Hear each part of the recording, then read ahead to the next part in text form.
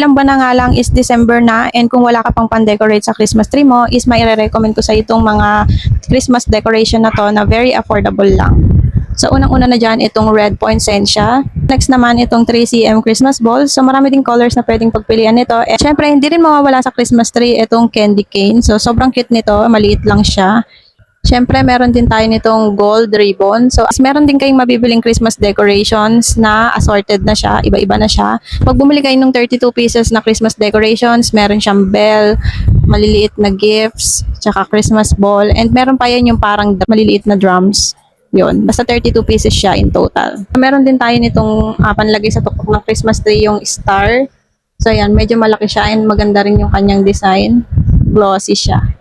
Kayo na lang din yung mamili sa basket kung ano yung design and colors na pipiliin ninyo. So, kung gusto nyo rin mag-order ng mga ganitong Christmas decoration, isi-click mo na yung basket o yung link sa comment section at mag-check out ka na.